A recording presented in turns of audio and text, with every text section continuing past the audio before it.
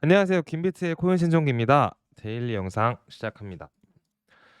블랙락이 SEC의 현물 이더리움 ETF 신청을 했습니다. 이게 어젯밤에 있었던 이야기이고 이더리움이 조금 올랐다가 약간 장이 또 꼬꾸라지고 이런 현상을 반복하면서 약간 오히려 상승보다는 그 재료가 나오면서 하락하는 현상이 나왔습니다.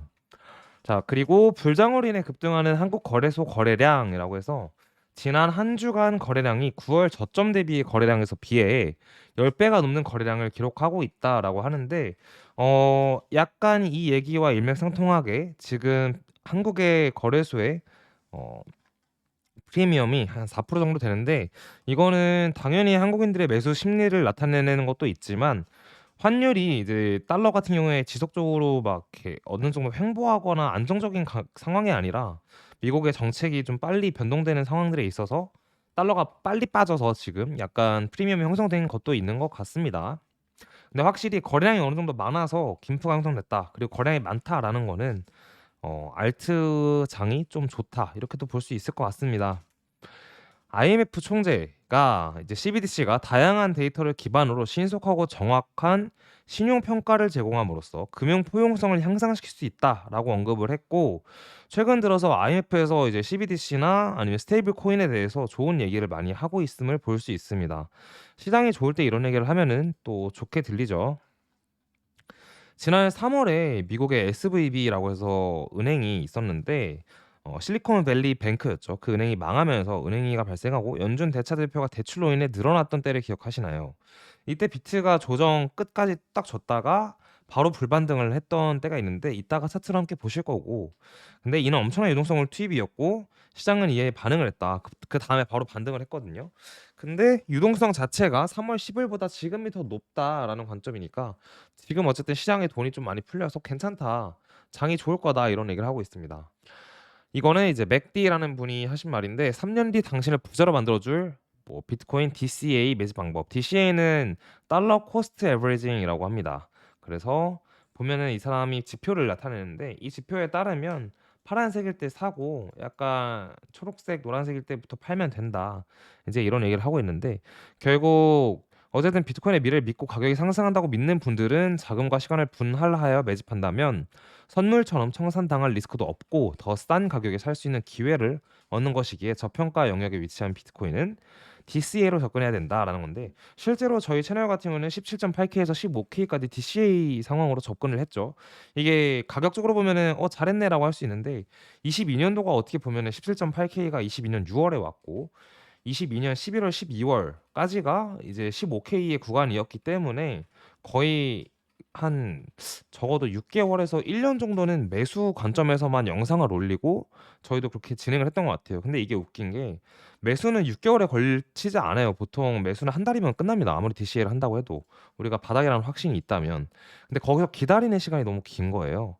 그래서 22년 6월부터 뭐 올해 6월부터 올랐으니까 올해 한 4월에 단기 고점이라고 치더라도 거의 1년 동안은 그냥 기다림의 연속이었다라고 보시는 것도 좋겠어요. 이게 왜 하냐면 주변에서 이제 소음이 들립니다. 저희 부모님의 친구라든지 뭐 아는 분의 아는 분이라든지 해서 갑자기 업비트 사용하는 방법을 물어보기도 하고 여러 가지 코인에 대한 정보를 얻어가려고 하시는 분들이 많은데, 그때는 이미 오른 상황이에요. 지금이 딱 그런 상황이잖아요. 올라 있잖아요, 어느 정도.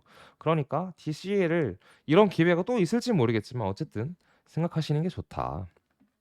그래서 지표 설정하는 방법은 트레이딩뷰에서 뭐 비트코인 USD 설정하고 쭉쭉쭉쭉 얘기가 나와 있는데, 이건 제가 말로 설명하는 것보다 여러분들이 잠깐 화면 멈추고 보시는 게 훨씬 효율적일 것 같습니다.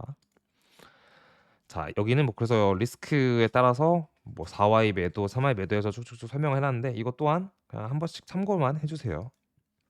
테더 시가총액 증가와 비트코인 가격 상승 상관관계라고 해서 버르사 지표는 USDT 테더 시가총액이 60일 대비 시가총액 변화를 나타내고, USDT 시가총액과 비트코인 가격을 살펴보면 흥미로운 상관관계를 가질 수 있는데, 당연히 USDT가 많아지면 비트코인 가격이 오르겠죠.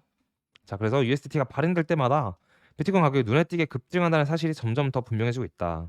이러한 현상은 특히 테더와 관련된 포워드 뉴스가 난무했던 것을 생각해보면 상당히 흥미롭다라고 얘기하는데, 제가 얘기했어요.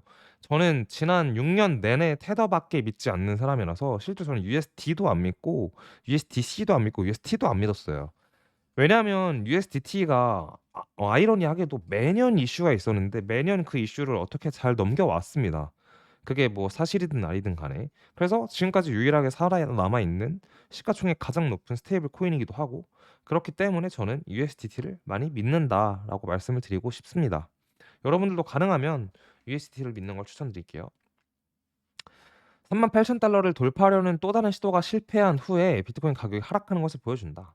자, 38K의 매도벽이 살짝 있고 40K 매도벽이 있고 33K의 매수벽이 있다라는 얘기를 하고 있는데, 지금 왜 이 지난번에 이제 그저께 떨어지고 나서 어제 바로 올랐다가 그저께 또 올라고 이제, 설명이 좀 힘드네요. 어쨌든 이번에 34.8K까지 현물에서 떨어졌다가 바로 다시 37.9까지 올랐잖아요.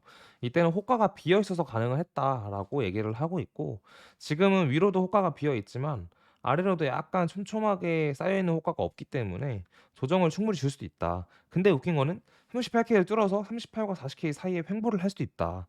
이제 이런 얘기를 하고 있습니다. ETF 승인이 그런 움직임에 손매제가 될 가능성이 높다라고 얘기를 하는데, 결과적으로 메터리얼에서도 얘기하는 거는 약간 위쪽의 방향을 조금 더 열어놓고 있어요. 그래서 6대 4로 결국은 위로 갈 건데, 이번 주의 움직임 뭐 이러이러했다라고 설명을 하고 있습니다. 그리고 이 얘기가 비슷하게 차트적인 관점에서도 대부분 사람들이 보는 게 현재 35K에서 38K 사이에 횡보에 우리가 위치해 있다라는 관점으로 다들 보고 있는 것 같습니다. 저도 마찬가지고 38K와 35K 정도의 횡보 구간이고, 결국은 38K 뚫으면서 위로 갈 거고, 저는 생각하기로는 38K 뚫으면서 40K도 금방 뚫으면서 42K까지는 금방 가지 않을까라는 생각이 있습니다. 차트 볼게요. 차트 함께 보시는데, 비트 보기 전에 지난번처럼 나스닥, US 100 CFD 보고 달러 보고 금 보고 비트 넘어갈게요. 나스닥 보더라도 지금 저항선, 단기 저항선이 있었고 장기 저항선, 이게 21년 고점부터 있던 장기 저항선이 있는데 둘 다 넘었어요. 아이러니하게 금리가 아직 높은 와중에도 올랐어요. 그러니까 금리를 올리는 시기가 문제였던 거지, 올리고 나서 금리 동결 구간이니까 나스닥 오르잖아요. 그리고 금리도 어느 정도 고점을 찍었다고 다들 얘기를 하고 있고, 그래서 인하 때도 오를 거다가 아니라 인하 때는 떨어질 수 있습니다, 여러분. 그렇게 생각하고 계시는 게 좋을 것 같고, 어쨌든 지금 장단기 추세선 다 저항 넘어서 나스닥 좋은 자리에 그냥 위치해 있다라는 거고, 달러를 보면은 달러는 고점을 찍고 떨어졌다가 반등했다가 재차 하락하는 과정인 것 같다라는 관점이니까, 달러가 떨어진다는 거는 결국 나스닥과 뭐 주식이나 코인에 다 좋은 얘기죠.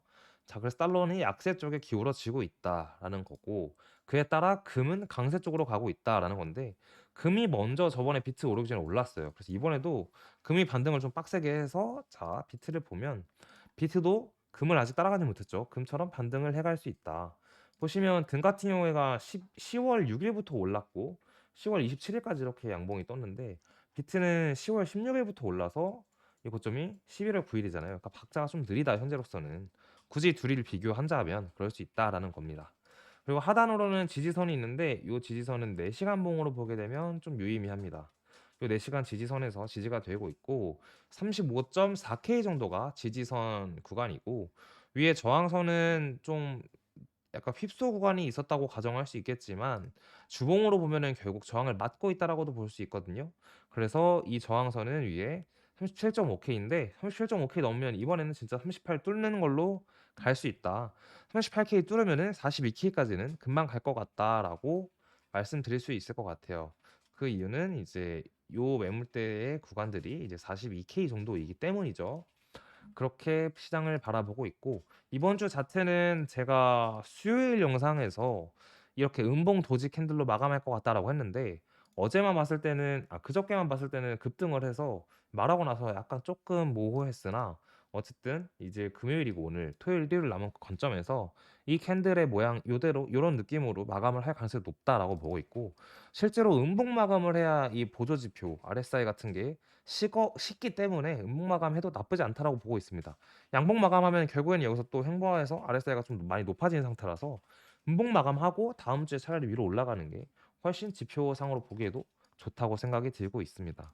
일봉상에서도 지표가 많이 식었기 때문에 약간 지금부터는 좀 천천히 다시, 혹시 위에서 파신 분들이 있다면 매수하는 관점이 좋지 않을까 이렇게 보고 있고, 전반적으로는 여러 가지 시나리오가 존재하긴 하지만 일단 이번 주는 알트장으로 보고 있고, 다음 주에 비트가 어떤 식으로 움직이냐에 따라 뭐 알트장일지 아니면 비트장일지 그런 게 좀 보일 것 같습니다. 근데 어차피 월요일 날도 저희가 영상 올릴 거니까 그때 가서 같이 보면서 얘기를 좀 해보자고요.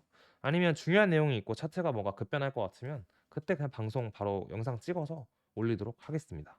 주말 잘 보내시고 오늘 첫눈이 왔어요, 여러분. 눈도 보고 그런 하루가 되면 좋겠습니다. 감사합니다.